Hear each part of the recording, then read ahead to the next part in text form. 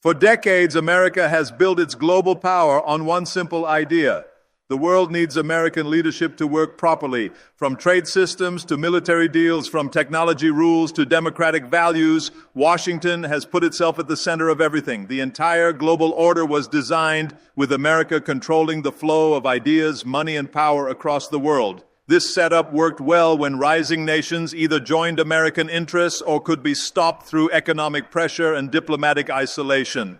But India's rise creates a challenge that America never saw coming. Unlike China, which runs on authoritarian control and can be labeled as an enemy, India forces America to face a harder truth. Here is a democracy, the world's largest democracy, rising to global power without asking American permission or copying American methods. India's success threatens to break the basic story that has kept American dominance alive for years, that democracy and growth need Western guidance. The worry goes deeper than just competition. India represents something that American planners never expected, a non-Western nation achieving modern success while keeping its own identity. This is not about copying American models or joining American-led groups. This is about creating a different path to power, one that other nations in the developing world are watching closely. And that possibility keeps Washington worried. America's relationship with democracy has always been selective. Washington supports democratic movements when they help American interests and accepts dictatorships when they serve American goals. This practical approach to democratic values has allowed America to keep moral authority while pursuing strategic objectives. The story was simple. America knows best how democracy should work, and other nations should follow American guidance to achieve democratic success.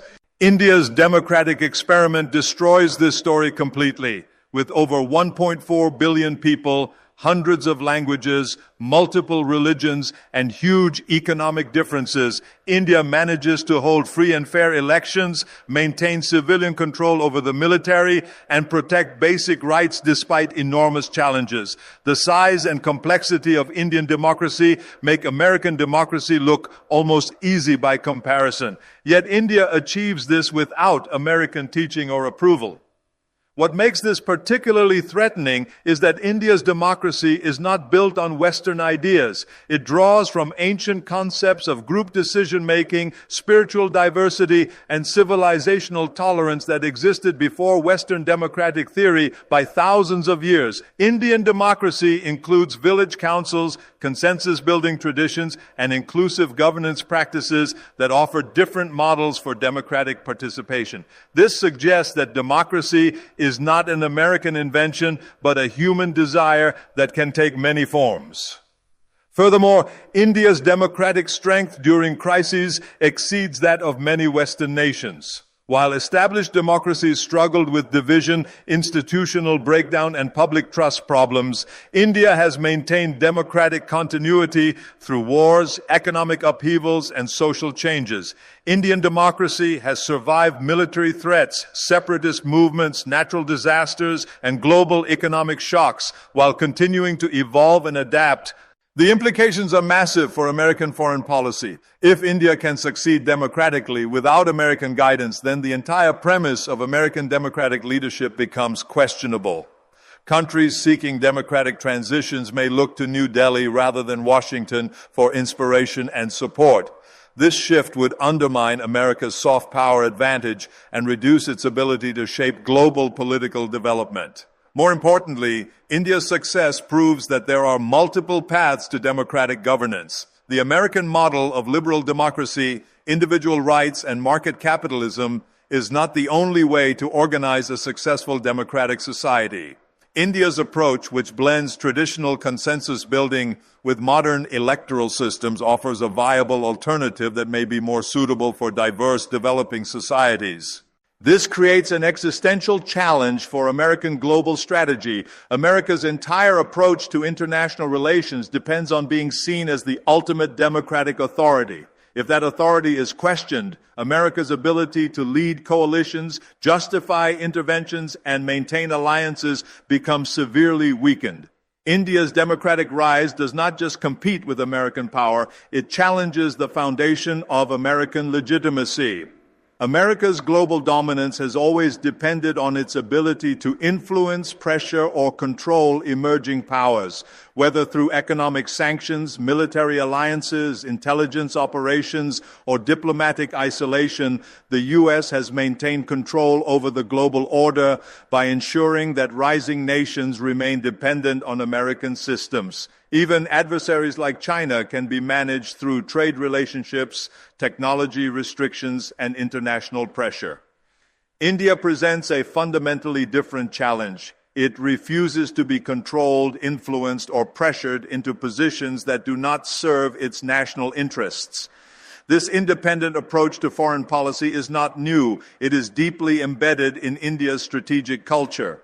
Since the Cold War, India has followed non-alignment, refusing to choose between competing superpowers. In today's multipolar world, this tradition has evolved into strategic autonomy, a policy that emphasizes India's right to act in its own interests regardless of external pressure. This creates serious problems for Washington, particularly during global crises when the U.S. expects clear alignment. The ongoing conflict in Ukraine provides a perfect example. While America rallied NATO and Western allies to isolate Russia, India continued buying discounted Russian oil, maintained diplomatic relations with Moscow, and refused to join UN resolutions condemning Russia. Washington applied diplomatic pressure, lobbied behind closed doors, and sent high-level officials to persuade India. But India did not change its position. The reason America fears this behavior is simple. India is immune to the tools of pressure that the U.S. has successfully used on other nations. It cannot be threatened with sanctions easily because its economy is large, diversified, and increasingly self-sufficient.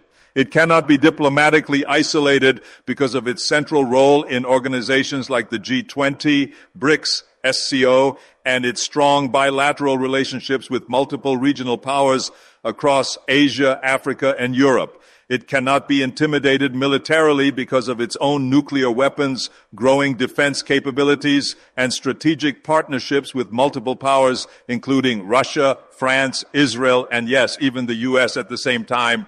India plays a multi-directional foreign policy game that no other rising power has managed so effectively. It can conduct military exercises with the U.S. while buying weapons from Russia, deepen ties with Israel while supporting Palestine, and promote global South solidarity while negotiating advanced trade deals with Europe and Japan. This ability to balance contradictions while preserving independence is what makes India an uncontrollable factor in America's strategy.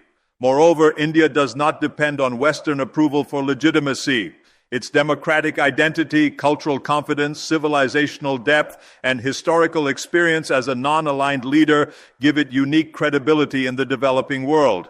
Unlike other American partners who are bound by defense agreements, IMF loans, or trade dependencies, India makes its own rules. It does not fear being called undemocratic or uncooperative by Western media or institutions because it gets legitimacy from its own people, not from external validation. The Quad Alliance, which includes the U.S., India, Japan, and Australia, perfectly demonstrates how India participates in Western-led groupings on its own terms. While the alliance is seen as a tool to balance China's power in the Indo-Pacific, India has never allowed itself to be viewed as an American proxy. It has resisted efforts to militarize the Quad, pushed for broader economic cooperation instead of just security, and has repeatedly insisted that the grouping should not be anti-China in approach.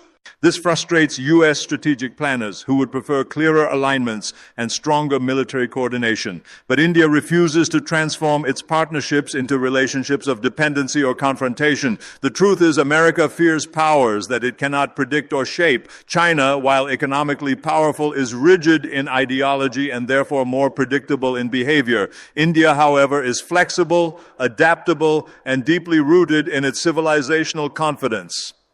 In the global contest for influence, power extends beyond military strength and economic size. It flows through stories, values, culture, and the ability to inspire. America has dominated the world stage through its cultural exports, Hollywood movies, fast food, fashion, music, and digital media. China has tried to extend its reach through investments, infrastructure, and state media. India's rise presents an entirely different kind of challenge. It is not just about what India owns or how it trades, but about what India represents. India's civilizational soft power runs deeper than any modern marketing campaign. It is not something created in offices or government ministries. It is the product of a 5,000-year-old civilization that continues to live, grow, and influence the world in quiet but powerful ways. Unlike China's often forced soft power efforts, such as Confucius institutes that are viewed with suspicion, India's influence is natural. It flows through its ancient philosophies, spiritual traditions, arts, languages, and the lived example of its global diaspora. Yoga is perhaps the most visible and widespread example. Once limited to Indian temples and spiritual centers, it is now a global phenomenon practiced in gyms, homes, parks, and wellness retreats from New York to Nairobi. Yet despite its Western repackaging, the roots of yoga are undeniably Indian. They carry with them a subtle but strong cultural authority that reasserts India's civilizational identity. This soft power is not imposed. It is invited. Similarly, Indian food, Bollywood films, classical dance, spiritual literature, and the global reach of festivals like Diwali are reshaping how the world experiences culture. Hollywood stars attend Indian weddings. Global CEOs speak of their meditation practices. International scholars quote Indian thinkers like Tagore, Ambedkar, and Vivekananda. Unlike America's pop culture, which often thrives on rapid consumption and trends, India's cultural exports are layered with philosophy, tradition, and depth. They offer not just entertainment or products, but a worldview. Moreover, India's influence is amplified through its diaspora, not just in size, but in impact. Indian origin professionals lead some of the most powerful global tech companies, Google, Microsoft, IBM, Adobe, and now even Starbucks. Indian doctors, engineers, academics, and entrepreneurs have established a reputation for excellence across continents, but more importantly, they bring with them elements of Indian identity, family values, educational emphasis, spirituality, and humility that subtly influence their host societies. Unlike China's state-controlled overseas operations, the Indian diaspora is not a government tool. It is a living extension of the nation's culture. It doesn't need direction from New Delhi to make an impact. Its influence is natural and cumulative. In contrast to the fear or suspicion that sometimes greets Chinese investments or students abroad, the Indian diaspora is often welcomed, respected, and integrated. This creates a serious concern for American policymakers. The U.S. has long used its cultural dominance to reinforce its geopolitical power. From promoting democracy through Hollywood storytelling to defining freedom through music and literature, America's soft power has been central to its global leadership. But with India emerging as an alternative source of inspiration, especially among younger generations seeking meaning, balance, and cultural identity, America's control over cultural influence is beginning to weaken. Yoga centers may exist in California, but their roots pull people toward Indian spirituality. Tech conferences may be held in Silicon Valley, but the keynote speaker is often of Indian origin. World leaders may meet in Western capitals, but they increasingly quote Indian philosophy or visit Mahatma Gandhi's memorials for symbolic legitimacy. Furthermore, India's spiritual and moral framework presents a contrast to Western materialism. In a world facing environmental, emotional, and ethical crises, India's ancient ideas about dharma, karma, ahimsa, and the interconnectedness of all beings offer a different kind of leadership. This leadership is not transactional but transformational. It inspires rather than dictates. When Indian prime ministers quote ancient scriptures in global forums, or when Indian spiritual leaders speak at the United Nations, it represents a soft assertion of civilizational authority that is not aggressive but deeply rooted in wisdom traditions. What makes India's civilizational soft power so potent and threatening to U.S. dominance is that it cannot be copied, bought, or countered. It is not the product of advertising agencies, military budgets, or technology platforms. It is the result of thousands of years of cultural continuity, spiritual exploration, and global openness, while America tries to influence the world through its Medis. An economy, India influences through ideas and identity, and that kind of influence is far more difficult to challenge. Among the most significant factors that shape a nation's future is its population structure.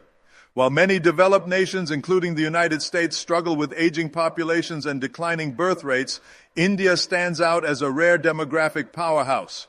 With over 65% of its population under the age of 35 and a median age of around 28, India is positioned to become the world's largest supplier of human capital. This rising wave of youthful energy presents both opportunities and threats on the global stage. And for America, it is increasingly becoming a source of concern. Unlike China, whose demographic future is clouded by an aging workforce and shrinking youth base, India's demographic momentum is not only sustainable, but accelerating. China, once seen as the world's unstoppable economic engine, is now facing a severe demographic crisis. Decades of the one-child policy have resulted in a rapidly aging population, declining birth rates, and a shrinking labor force. The Chinese economy, while still powerful, is beginning to slow under the weight of its own demographic imbalance. In contrast, India is just entering its demographic dividend phase, a period when the working-age population outnumbers dependents, creating ideal conditions for economic acceleration, innovation, and consumption growth. This timing matters. As China stagnates, India surges forward. For America, this means a new competitor is emerging, one that is younger, more dynamic, and filled with the aspirations of over 1 billion people. What makes this particularly threatening to American interest is that India's youth are not only numerous but increasingly skilled and globally connected. India is producing millions of engineers, software developers, scientists, and entrepreneurs every year. Its educational institutions, though uneven in quality, are producing talent that is making waves in technology, healthcare, finance, and academia. Moreover, India's youth are digital natives. They are fluent in English, active on global platforms, and increasingly global in mindset. The reality that America must confront is that India's rise cannot be stopped, controlled, or redirected. Unlike previous challengers who either sought American approval or could be contained through traditional means, India represents a new category of power. It is a civilization state with democratic legitimacy, strategic autonomy, cultural confidence, and demographic momentum. This combination makes it uniquely resistant to American influence while uniquely capable of reshaping global order. What truly unsettles Washington is the long-term implication of India's success. If India continues to rise on its own terms, the entire foundation of American global leadership comes into question. The world no longer needs to accept that there is only one path to prosperity, one model of democracy, one source of innovation, or one center of cultural influence. India's success proves that alternatives exist, and those alternatives may be more appealing to the majority of the world's population. The fear is not just about competition, it's about obsolescence. China challenges America through opposition, but India challenges America through example. China offers an alternative system, but India offers an alternative civilization. China threatens American interests, but India threatens American assumptions. In the contest for global influence, assumptions matter more than interests because they shape how the world thinks about power, progress, and possibility. India's rise does not require the fall of America, but it does require the end of American monopoly over global leadership. In a multipolar world where civilizational confidence matters as much as military strength, where demographic dividends count as much as defense budgets, and where cultural influence flows as freely as capital, India's advantages become America's anxieties. That is why behind all the diplomatic smiles and strategic partnerships, there exists a quiet but persistent worry in Washington. India will never be America's junior partner. It will never accept American definitions of success. It will never subordinate its civilizational identity to Western standards. India will rise as India, not as an Eastern version of America. And that reality, more than any Chinese missile or Russian pipeline, represents the greatest challenge to American global dominance in the 21st century. The world is watching this rise with fascination and hope. For the first time in centuries, a non-Western civilization is demonstrating that modernity and tradition can coexist, that democracy and diversity can thrive together, and that global leadership can emerge from ancient wisdom rather than recent wealth. India's success story is not just India's story, it is the story of every nation that refuses to believe that there is only one way to be great. That is the true source of America's fear. Not India's rise, but what India's rise represents, the end of the Western monopoly on defining greatness itself.